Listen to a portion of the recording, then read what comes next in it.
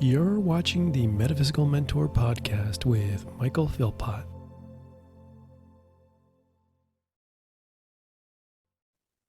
Hello, everybody. Thank you so much for tuning into the show. This is the Metaphysical Mentor Podcast with me, of course, Mr. Michael Philpott. And we're going to have, again, an exciting show today. We're going to talk about all things about signs, synchronicities. We got an amazing guest, very parallel. We got parallel stories. And it was really, really interesting. So I'm really excited to talk about that. Liliane, before we get started, I always like to say thank you to all my listeners. Got to say a big shout out and thank you to that because it's because of you guys. I'm back early. I got a lot of love and DMs from you. So over the time, so I've been really appreciate that. So if you're listening on Spotify, if you're listening on Apple, please give it a 5-star, leave a little comment. The algorithm loves that. And also, if you can watch the video on YouTube, I'm trying to grow my YouTube channel. It's been hidden, it's hiding. It just needs a little bit of love. So I need your love and support there. So hit that like button, subscribe. I'm trying to get at least over 1,000 subscribers. So, and then also, I'm also producing on Rumble too, just to keep all the different platforms available. So depending on what you want. And then also too, this show is funded by you, the listener. It's all about donations to really help support the show. I'm trying to keep it commercial free. I don't want any advertisers. I don't want commercials. So again, if you want to support, there's links in each episode description. Hopefully they're working. Sometimes they don't work for some reason, but hopefully they do work. That being said, that was a bit of a mouthful. I'm going to have a quick drink here. Liliane, thank you so much for being on the show today. I'm really happy to see you today. Thank you for having me. Thank you so much. Yeah, I mean, I was when I got your book, I was really, really excited about that because this is something my audience loves. Well, I actually love it too, to be honest with you. I love all things signs and synchronicities. I love about messages, developing the whole idea of guidance and understanding guidance too as well. And your book was really, really fascinating. And I really appreciate that because there's also some practical stuff in it too as well, which I really like because I love information, but I love practicality along with that too as well. And interesting, like I said in the beginning, we have kind of similar parallel journeys in our lives. And I was just like, okay, if anybody's going to get me in my life, this lady is going to understand me really, really well. And I think a lot of my listeners are going to understand you too as well. So let's talk about the book for a second. What was the motivation behind writing this book? Well, that's an excellent question. I just wanted to share an amazing discovery I made during a very traumatic period of my life. That discovery brought answers to many questions I had, and it gave me a clearer vision of the way I saw myself and my place in the universe. That's when I realized that I'm not alone. I was never alone. I was all along receiving guidance from the universe, whether or not I was aware of it. You see, my life has been an amazing journey during which I experienced deep pain, but also great joy. Most of my life, many people, like many people, I had the impression that there was more to me than my physical body. But I never spent much time thinking about it and how or why things happened to me. Oftentimes people would say, "Oh, you're so lucky." And I would just shrug and say, "Well, that was coincidence," without really thinking of what I was saying very deeply. But then a few years ago, I experienced a life-threatening medical condition that caused me to slow down and think about all the terrible as well as exceptional things that occurred during my life. I found myself starting to reflect on all the events that led me to where I was then. So many stories came back to my mind from as far back as when I was a very young child. As I revisited them with my eyes, mind, and heart wide open, I started to make many major changes in the way I approach life. This led me to an even bigger discovery. Most of us had or are having to also deal with exceptional situations. And many of us have serious questions about how and why we're here. And I was reflecting on this question, and the answer that came to me, I realized I was being given a message. a message that was not only true for myself, but also for everyone else asking similar questions. You can't keep this to yourself. You have to share this truth with others. And this led me to write Wings from Above. Yeah. Wow. So yeah, I really love the stories at the beginning of it, because it really just showcases your life. And I had to really stop and put the book down a couple of times, because it was triggering my own stuff too as well. Because I was reading that and it's like, Jesus, that's so rough. And it's like, damn, I understand that. And especially now, if you want to talk about, this is the recent stuff.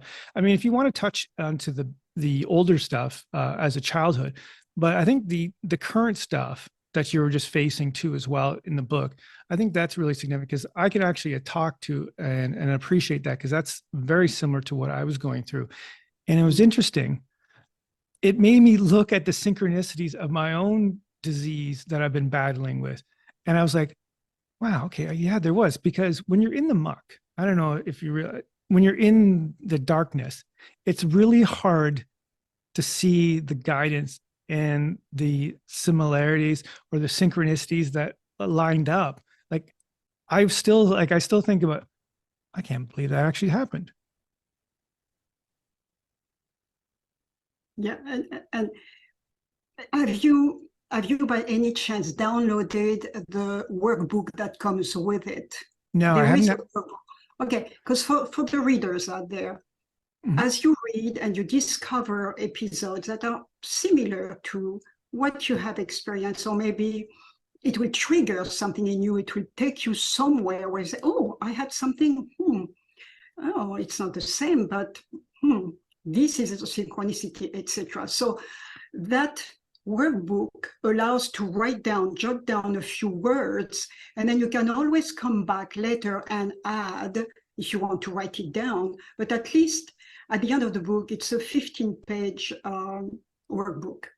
So you can write things out. At the end of the book, I'm quite certain that many, many people out there will have plenty of synchronicities to tell. They just did not realize that these were synchronicities and that they were guided, they were watched over during their life. Because we don't know these things. I was one who never thought about it.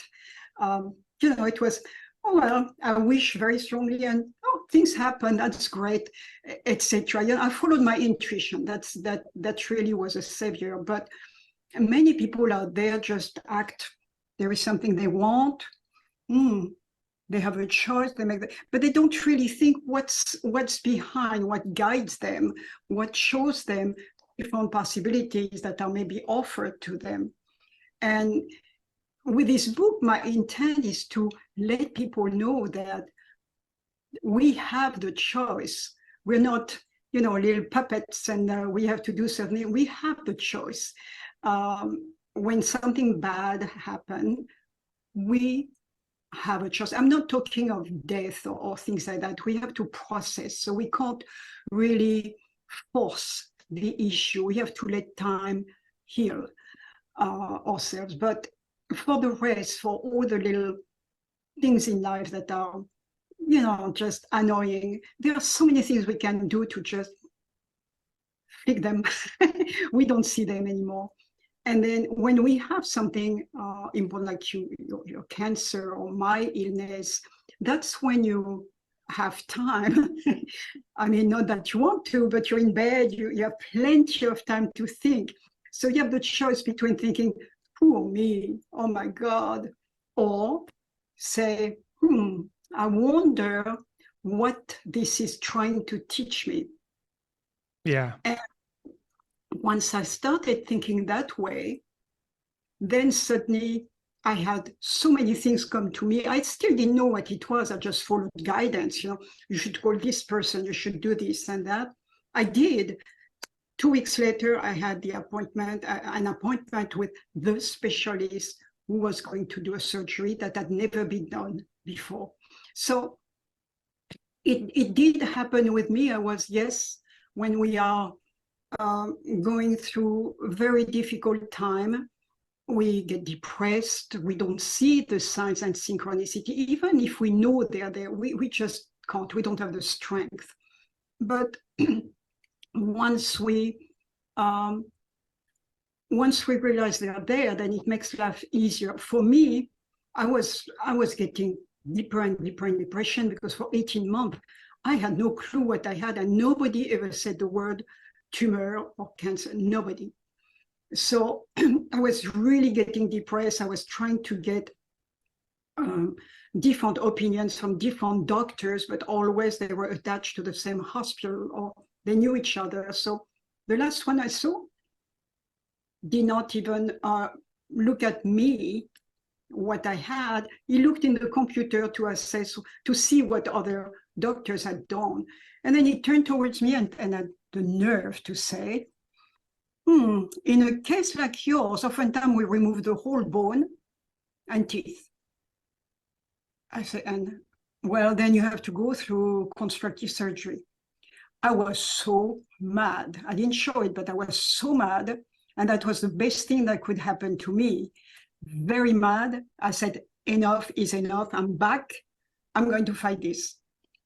And then 2 weeks later, I had an appointment in Belgium because that's where I decided to go.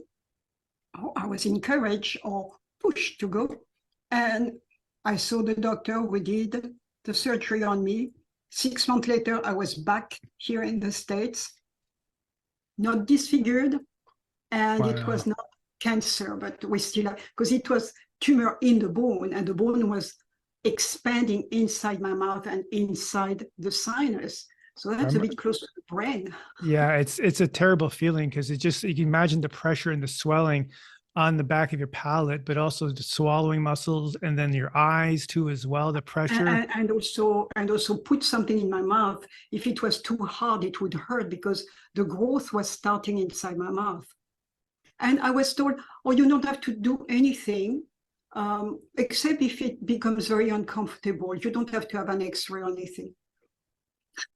So anyway, I'm so glad all that is behind, and that for you too, actually, we can look at things now with a clearer view, but we've learned a lot during those periods. Yeah, it certainly was. It was a certain learning of it. Now, do you think that that switch in focus from being the victim to more empowering yourself, do you think that was the switch that really made you realize that, okay, now I'm going to start fighting this, and I'm not going to just sit down and lie down, is that we move from being a victim to more empowered in dealing with that? And was that the switch that really helped you elevate, just look up for and pay attention to the signs and the synchronicities maybe in your life? It came with it because suddenly I reopened. I was all enclosed. So when you're enclosed, you don't see. There is like a dark veil around you or a cloud, so you can't see through. So when I said enough is enough, suddenly my whole behavior, my whole demeanor changed. And I told myself, okay, well, how much time do you have? Nobody was telling me, but it was growing. So I said, well, if I have 2 years, what do I want to achieve? If I have 1 year, 6 months, what do I want to achieve? By doing that, it was very positive in many ways. You know, I mean, of course, if you look at it from the outside, it's not. But once you're in, it is a very positive thing because you become, you take your own power back. You're not going to let others, just manipulate you. So I told myself, what is this teaching me? And then suddenly I had, little thing that happens to you. It's not logical, but I wrote to my doctor back in Brussels. I had not seen him for 5 years. He did not respond about a week later, and I was surprised, but he was at an age where he could retire. So I said, well, okay, maybe he's retired. And I went to the gym very close by, and it was pouring. So I wanted to park not too far from the door, of course. And I saw a parking spot. I said, okay, well, I'm going to wait. So I waited. A car passed me, went to park 2 slots further. I had not seen it. And I told myself, It was right here. I did not see it. And suddenly what came to my mind was, oh, maybe I should not have been so, react so fast. I should not have written to that doctor, but the surgeon I know in a cancer hospital. I knew him because he had worked on a tumor I had years before. And so I contacted him 3 days later. I contacted a doctor who is a specialist who can help you. I sent him all the details you gave me. He's waiting for you to call, make an appointment. 2 weeks later, I saw him. And that's how everything started. And from then on, I didn't have much to do. I just followed guidance. It was go here, go there, go there. And before that, it was a constant fight because I just did not know. And when you're depressed, you can't think, you have to open up. You have to open everything, and suddenly, little things appear, and you can choose. Yeah. So that's how it happened. But yeah, that happened pretty fast. Did you find once you opened up, everything happened really fast between visiting, between getting to know the information and then to your surgery? Is like usually, because any medical system, whether you're in Europe, United States, Canada, wherever you are, there's always a delay. It always seems to be backed up, or there's always issues. You hear that all the time, but there are sometimes things happen and you can't explain it. Like it went like that so fast. Yeah. I could not believe it. I saw the doctor, and right away he called the nurse that would be assigned to me. I was not used to that. And he said, she'll be your contact between you and me. So if you need anything in the meantime, just contact her. And indeed, she was just wonderful. And when I saw him 10 minutes later, he told me, oh, why don't you sit on the chair over there? So there were some machines. I sat. Whoop, he put something in my nose. He was doing a probe via the nose to go and see. It had never been done here. I asked, and they said, oh, no, we don't do that. So we have to open. They said we have to open via the mouth, and then we put a removable plug. How about that? I mean, it's laughable now. I was not laughing then, but now I said, what in the world? But anyway, so that doctor told me right away. He said, it's a tumor. I don't think it's cancerous, but I will do a probe. So I went back to Belgium 2 months later, did a probe, and then I had the appointment for the full surgery. I mean, it was just done so well. And then at the hospital, same thing that I know it's synchronicity. I asked for a room to be by myself, I just wanted to be alone. They gave me the best room in the hospital. I never asked for it. It's like a semicircular, full windows, view on the old Brussels and the tower from the 12th century, and the sky, of course. I mean, it was gorgeous. People were so nice. I mean, it was unbelievable. I felt so nurtured all the time. And yeah, I mean, and then you read in my book, it was so strange at night, that tower. Couldn't sleep too well because I had a tube in my nose going straight into my stomach for 29 days. It was attached to a pouch. So that's how I was fed, because I couldn't eat. And so I woke up at night several times. And soon after I arrived one night, I saw a couple of lights in the tower. I'm talking about 1 a.m. I said, that's strange, but maybe security light or something, And then I woke up maybe 2 hours later. The light had moved. They were in other part of the tower. So there must be somebody staying there, maybe security guard or somebody. and every night it was that way. But every night I felt happy. I looked, I said, who are you?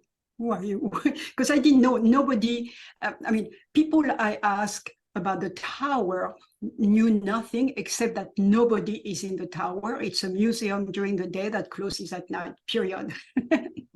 So what do you think that was? Do you think it was Well, spirit? I know now, because as soon as I left the hospital, I went to the museum and asked questions. And again, synchronicity. I was saying, in the middle of the night, I see lights in different windows.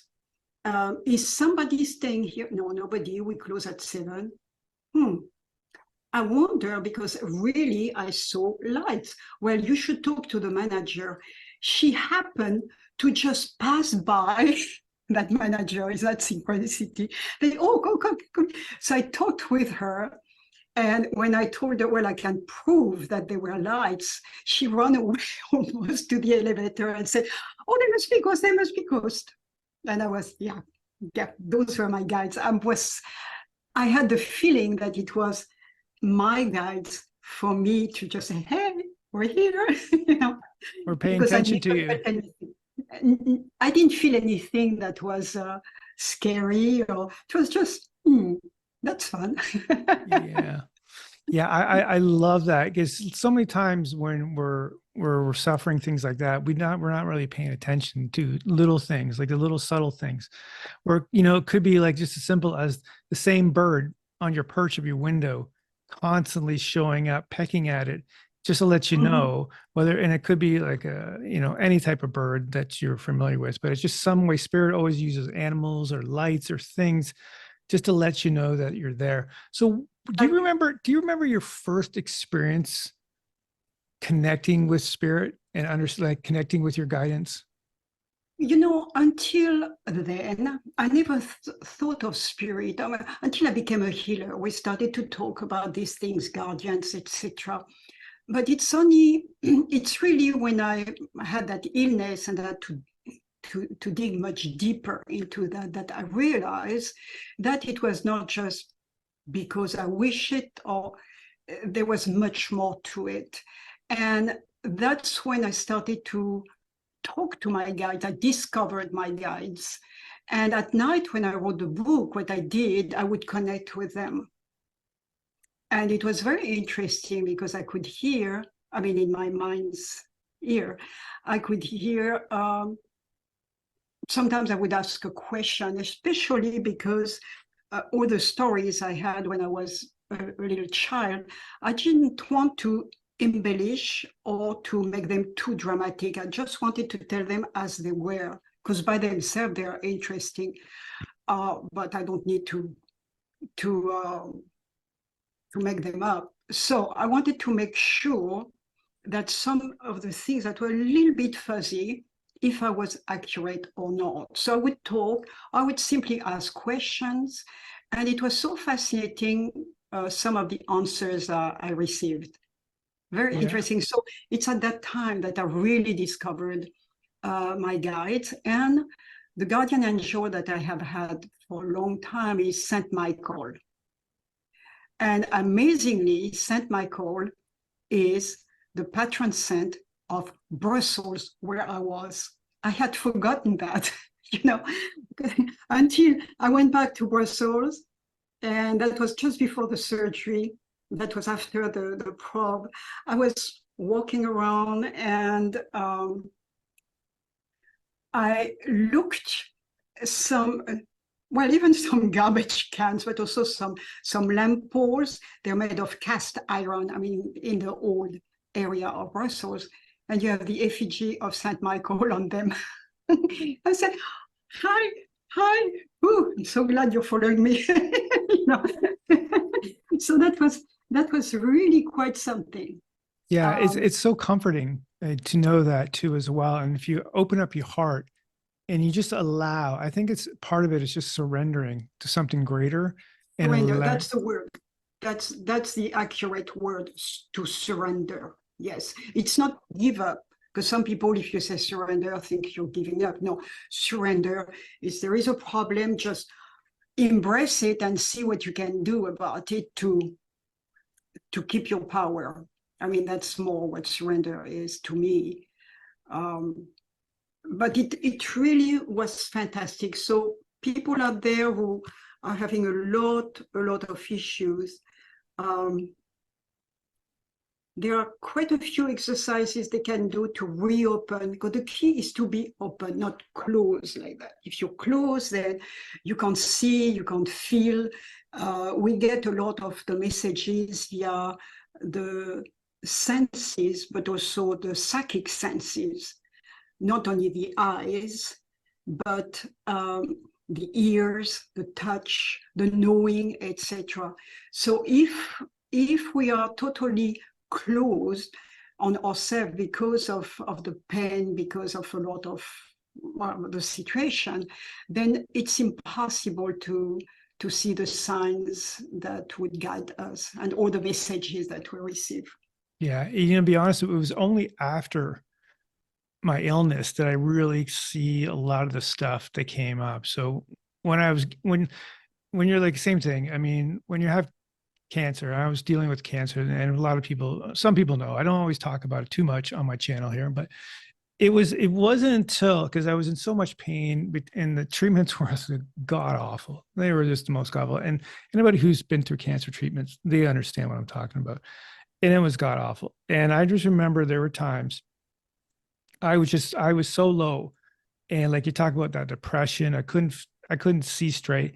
But there are times, because I thought I might have done enough work prior to be open, because of my own energy practice, and I have a little bit of understanding, it really helped. And part of it was also the community I had built around me that would kind of lovingly say, pay attention sometimes, like that. And part of me was like, would you just shut up? I feel like I'm dying here. I don't want to talk about the angels and guides. Like, I was just so much in my pain, I didn't care. I was just like, leave me the frick alone. I think I was actually at one time, be honest with you, I was hoping, I wish I would die on the floor. That was that bad. It was just that bad. I think I was down to like, I lost about almost 40 pounds. I couldn't walk. I couldn't eat. I just felt like, just the thing.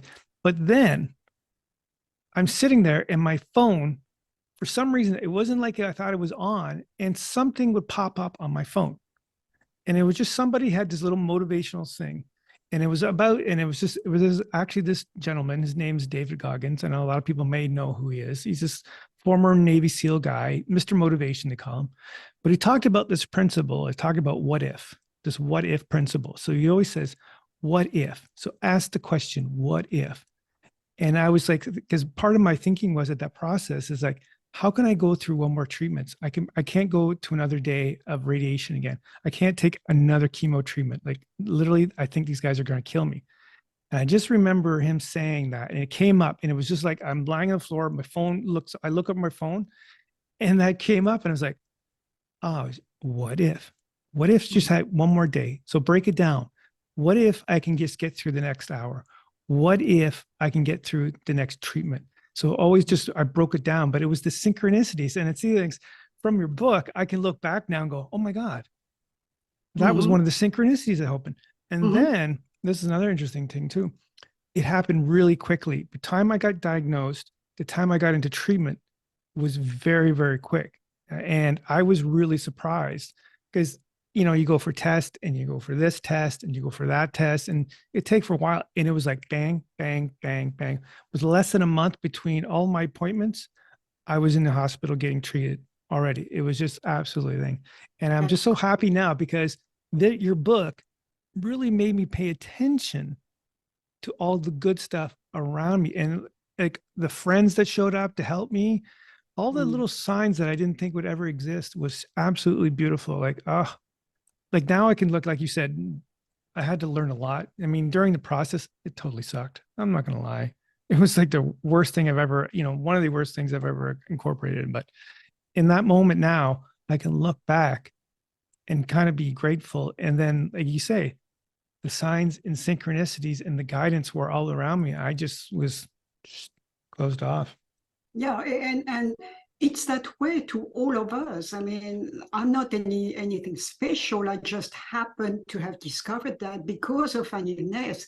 Otherwise, I could have gone on, following my intuition. That was good enough because there were lots of wonderful things happening in my life, but I could also have, uh, you know, just missed a lot of very important things. Now I see things much better.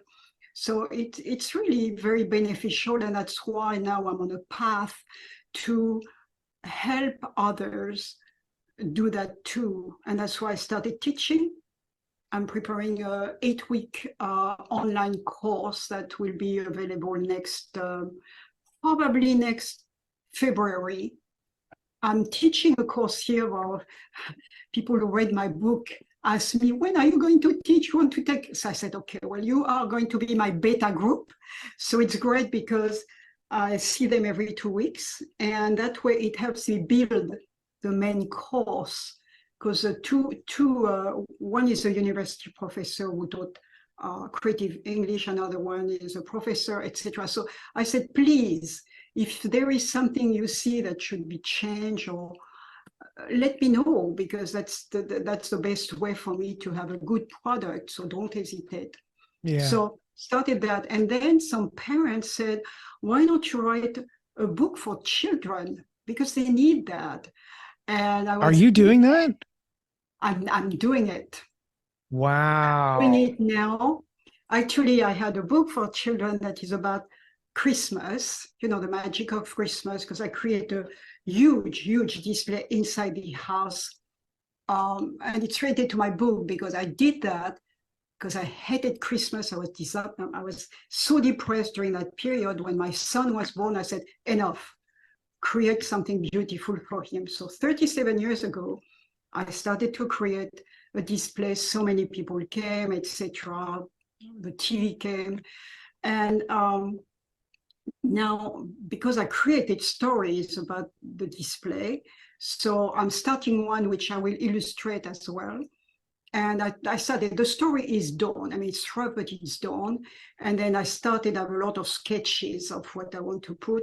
And then the other one will be based on Wings from Above with the same messages, but adapted to little children. So I have to see the age groups. And I want to write like fairy tales or little children who, there is a problem at school and how can it be resolved? So there'll be two, a boy and a girl, and they'll have those, not that it's special power, but they're still connected so they can find ways to get out of problems, but more like a fairy tale. And the thing is for children to feel that the way they think, like imaginary friend, etc., it's okay, it's all normal, and then messages about compassion, paying attention to those who suffer, etc. So I want to have several books where there will be a theme each time. Yeah, that sounds that sounds fantastic, especially the book about the children, because so many of the clients I've seen over the years, their kids are having a lot of these, I would call them psychic phenomenons and things like that. They don't understand them. They're seeing grandpa at the edge of the bed, but they never met grandpa, but they know it's grandpa. And, these natural abilities, because the veil is so thin with young ones, and it's a natural process that as we get older, we lose that connection. We lose that imagination, that connectedness to our guidance system. Little kids are still there. They're still connected. Yeah, they are, and they're so connected. And it's just, it's funny to listen to them. It's like, because I've had a few of their parents says, okay, what's going on with my kid? And I say, this is all natural. This is like something, this is good. This is what you really want to happen with your kids. So go ahead. No, go ahead. One little thing, for instance, for kids, my granddaughter last year, she was 4. She wanted to play outside in the garden, just in one area where there was one stink bug. And at that time, she was very afraid of stink bugs. I said, okay, well, it's her home. So, but put your hands on your heart, close your eyes. Now, can you see the stink bug in your mind? Yes. Okay, now you can talk to the stink bug. You don't have to talk aloud, but you can talk. You can say that it's her home, but you want to play here, and you'd be so happy to have a little bit of space because she scares you, little things that little kids understand. And as she was saying that, the stink bug was running away. So I said, open your eyes and oh, little kids, it's so cute when they are, oh, it worked. And I said, and now you can make it work for other things too. When Wow. something is wrong in your life, and you see, this is what I do. Put your hand on your heart, close your eyes, and so I gave her little details on what to do with people, with animals, with things in general, and that's what I want to put in in the story. She might have a grandmother, or they probably would be a grandfather, or little things like that that are fun. It was so cute. I still see, oh. Yeah, they just have that little glow at that age, right? They're just they're It's so so, they're so innocent and they're just so connected at the same time. Yeah, it's just a wonderful thing. And it's nice because that positive reinforcement is gonna, she's gonna remember those type of stories. And if it gets reinforced in that way, in a very positive way, it could be so beneficial later on in life. But because as we grow up, even in our teen years, they're always hectic and chaotic. We trying to figure out our guidance. We're all over the place. And then, after we get, the teenage years, we're out of high school, we're into college, trying to figure out what we can do. And the guidance could really, really save you a lot of aggravation down the road. And if you're paying to the signs and, the synchronicities, it could really help navigate your life a little bit easier. It won't be so yes. difficult. And then in the meantime, if things do get difficult, you can look for solutions through your guides, through the signs and synchronicities. Mhm. And that being said, I just wanted to ask you, what would be the difference between a synchronicity and fate or chance, or are they all the same thing? Well, chance, synchronicities is really two events that do not seem to be connected. And somehow they do connect, and oh, wow, this is happening. Chance, um, you meet some, but it might not be always meaningful for you. See, synchronicity is meaningful. Okay. Something that happened by chance, you go to the store, you bump into somebody that you know, that by chance, okay? Now, if you bump into somebody that you know, that you haven't seen maybe for 10 years, and suddenly you are reconnecting because it's like time at not, there is no time, and you're going to meet again, etc. That's a little bit different because one, there is an action which will be, you meet, you renew the friendship, and because of that event, which is a synchronicity, then you're friend again, you reconnect. The other one, you might just say hi, in passing, but there is no really an interaction, and by chance you met, it might result in something positive, but it's a coincidence. Coincidence is more, you don't have as, I'm saying the word coincidence, not meaningful coincidence. Meaningful coincidence is more like synchronicity. Coincidence by itself, again, two events that are not necessarily related, but do they really, things may happen, but I use the word synchronicity because it's very meaningful to me, Yeah. Yeah. I think that I like that. I like that analogy too, as well. I think it's a little more specific. It's a Yeah. little more focus oriented on the stuff that you need at that particular time. Mm-hmm. And that's why I always find with synchronicities, I usually, my own personal opinion, I just find it a little more divinely inspired, if that makes sense. In some Mm-hmm. ways, the synchronicities versus like just a chance meeting of somebody. But I have heard the analogy with coincidence is that you're co-intenting. So the two people together, the coincidence is that you're co-creating the event with the other person because the other person has been thinking about you and you've been thinking about the other person. It could be just a thought, and then all of a sudden, there you're at the grocery store, and there's Jim or Sue or whoever you've been thinking of showed up. So there's always that premise too as well. So one of the things I wanted to ask you about in your book too is about some of the practical applications to kind of, some of these exercises that some of my listeners can take away from today as about really paying attention to the signs and synchronicities. So what are some of the things, if you can just kind of give us a bullet point, maybe a little bit of what's in the book, so people can kind of go, oh, that makes sense, I can do that. So maybe if you can maybe start with something like that, that'd be fantastic. Before talking about exercises in my book, I have the blockage, all the blockages. Actually, you know what? That's even better. Thank you for that. Because that was one of the that's my next class that I'm going to teach. So it's right on. Yes, it's very important because all of us have blockages, no matter what. Okay. The longer we live, the more blockages we have, etc. So anyway, it's right there. And when you have blockages, it prevents you from seeing further than this, or you don't see anything at all because you're all blocked. And it could be due to the ego. So the ego, you get a sign, but nah, no, that's not for me. Or I know that already. The ego, the way it makes us react. It could be anger, hatred.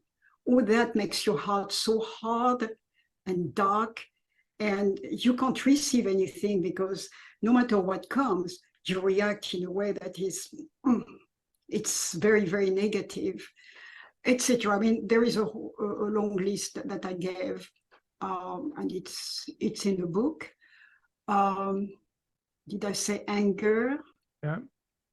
So you said anger was one of them too as well. The ego, being arrogant, like, okay, I already know the stuff, or they just or dismissive. It's like you dismiss it, or it's not convenient. Procrastination too is another way, because you see, well, I'll do that tomorrow maybe, then things happen and you don't, etc. So there are lots of things that make us either not see, or we see but we decide not to follow guidance. So sorry to interrupt you. So how do we trust that? That was one of the things that was really hard for me, is to trust what I'm getting is right for me, and take out my ego. I'm trying to take out the ego, because I think a lot of people out there don't trust the information that they're getting. And I've heard that a lot. I know my own self, I struggle with that. I'm really good at helping other people, but sometimes trusting my own intuition, my own signs and synchronicities, I struggled with that for a while. So how do we trust Well, in the first of information? all, that was something I had a very difficult time to go through. It was to love myself. If you love yourself, then you start opening up. Otherwise, you're always on your guard. So it's to love myself, look at myself in the morning, and instead of, good morning, so right away you open up, you're more ready to receive than if you're, no,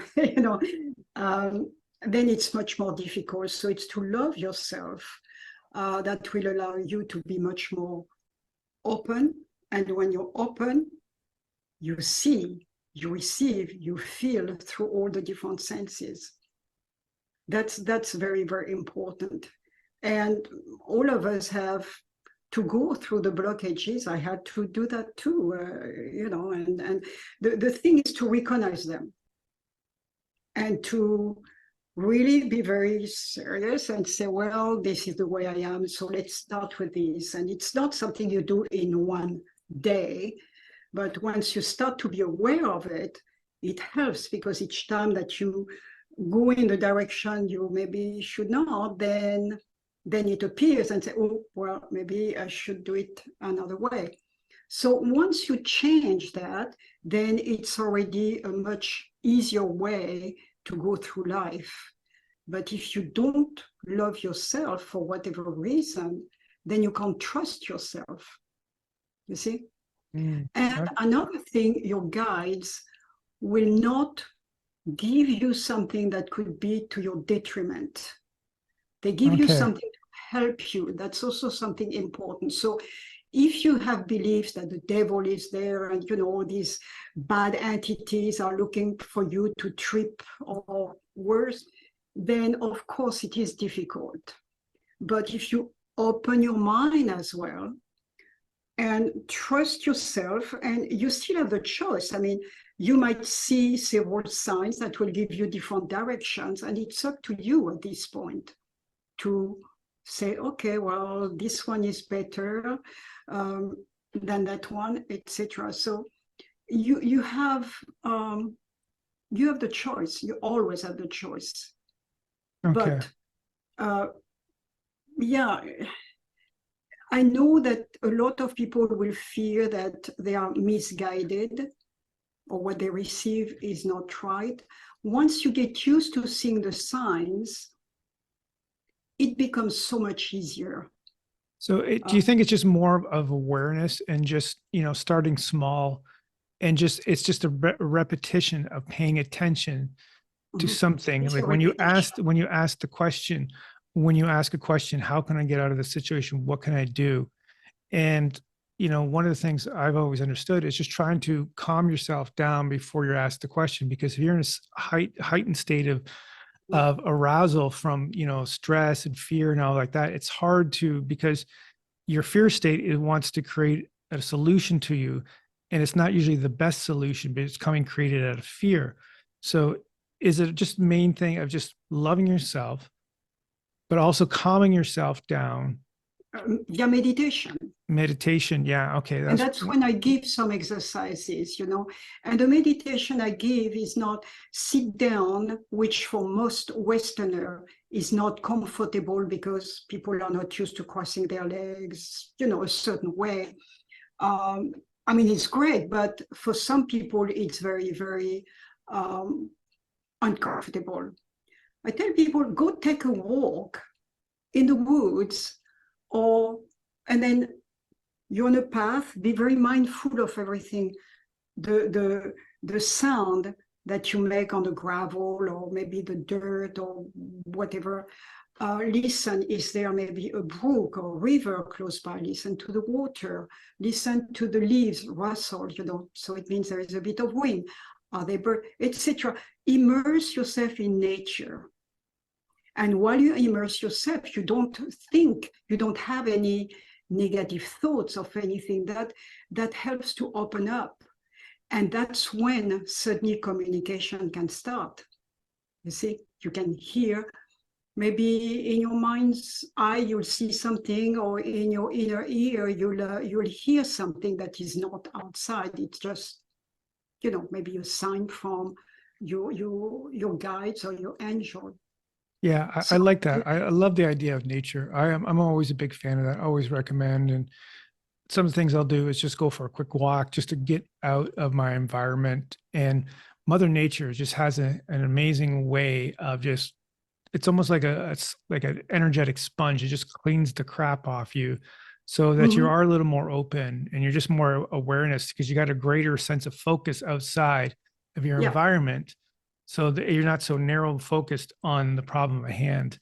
Yeah, I like that too. The beach is great too. What I do, because I was a dancer, so I go and dance, you know, I listen to the waves, the sound of the wave, the movement of the waves, and then I start dancing halfway in the water, halfway on the sand. Taught my granddaughter that that's something to teach kids too. And I had her listen to the waves and look at the movement of the waves, etc.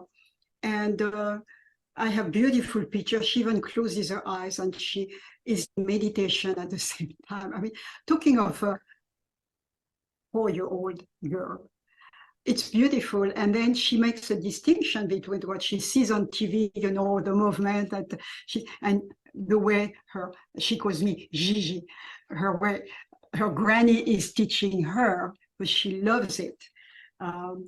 And I have her listen to the birds. What do the birds do? And you know, the flight, etc. So it's fun, and I want to do that with adults as well.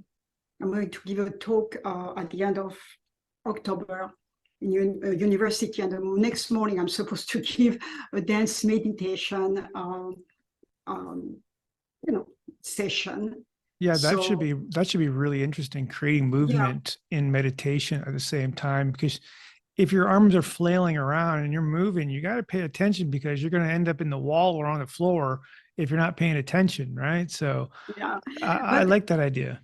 what I do, because the way I teach that, you don't have to be a dancer. You could be in a wheelchair, as a matter of fact, and that's why I describe in my book. I say, well, if you want to sit, I'm thinking also of very old people who don't have a good balance. I said, stay seated and listen to the music or the sound. Maybe your hand will start moving, like, or your head will start bobbing, and then suddenly the shoulder will go too, and then the arm, and then suddenly, for those who can, you can get up, and suddenly you do a few steps, and then you're gone. And I did discover that one time I was looking for a music for meditation.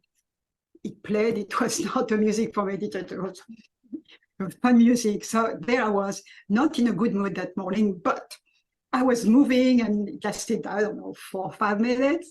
At the end, I could not remember exactly why I was mad or not feeling good, because that was gone, with the rhythm and all the movements.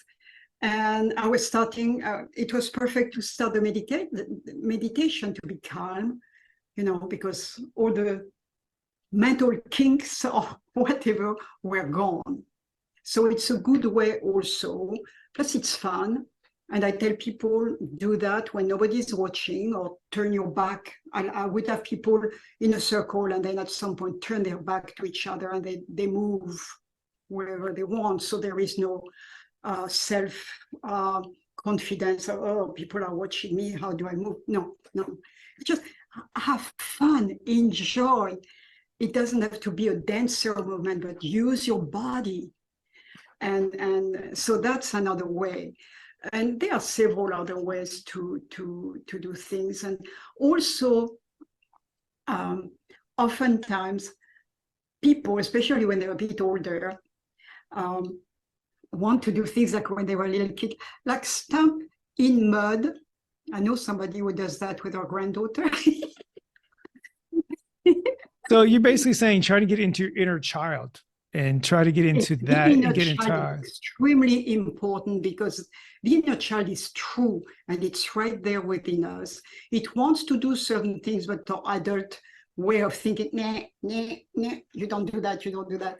When actually it's a lot of fun to do something that, well, supposedly you don't do that at a certain age, but but that's how you stay youthful. And I think that's, it's one of the bigger blocks because that inner child really understands and it still has that connection to the divine, that it still has that access to that. And being in that childlike, playfulness and things like that, you get away from the adult, brain that's just constantly worrying and the hamster and the wheel kind of I can't spinning do all the that time. because I And can't do that that because it's not proper. Who cares? Yeah, that's the one thing that I know these days. I just don't care like stuff like that. I just yeah, okay, let's just do it. And I think the idea with movement too as well, and it's just creating and moving that energy because everything is stuck energy within the body, and helping moving that like it's like creating or opening up like you say, and it's opening up the pathways of energy, light, information, just movement, and it allows like a bigger access to the information around you because you become more aware of what's happening in your body, but also around you too. So I really kind of like that idea. I think I may have to start dancing in my Yeah. apartment here, throw a little music on here. And Yeah, or just go outside, even if it's a street with just trees, just choose one tree, look at the tree, stop and look at the tree, because the branches might be interesting, the leaves might be interesting, there might be a bird or two. I mean, there are things, or the way the sun is shining through. There are lots of things touching the bark too, depending on the tree, that can also be very interesting. There are so many things to do with the elements of nature, yeah, and it's free. I mean, it's not that you have to spend a lot of money to do that. It's all free, and at the same time, it brings a lot of pleasure. Suddenly the child within is happy, so you're happy. And that's so important. Happiness is such a big thing. So, in closing, I just wanted to ask you, what are some of the things you want my listeners to know about the book? What are some of the things that little takeaways that they can take away from the show today, whether you're listening or you're watching the podcast right now? What are some of the things that maybe they can take away today? What is Well, or I one think or one really juicy tidbit that we can take away? Or I two? think there are many people out there who refuse to acknowledge, although they know, they sense there is something more than themselves, than their body, but they don't want to acknowledge that. If they were acknowledging it, opening up, suddenly their lives would be so different, because they would see things that were there all the time, but suddenly it's, oh, and that will be helpful, that will make me happier, think of something, and suddenly, oh, it happens, and it doesn't happen necessarily the way they were expecting. That's also something very important for the readers.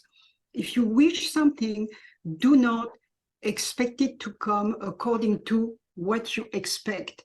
It might come from something totally different. It might come, you open a book, there is one word right there, or the newspaper, there is one word, and it's exactly the word you need to push you forward. Or you hear a sound or a music that takes you back to a certain time when you were with a certain person. That person might be the key for the problem you have, etc. There are so many things. If we open up and look at what is offered to us with the new, fresh look, then certainly there will be so much coming out to help you. Yeah. Wow. I And love we're that. never alone. My big thing is we are never alone.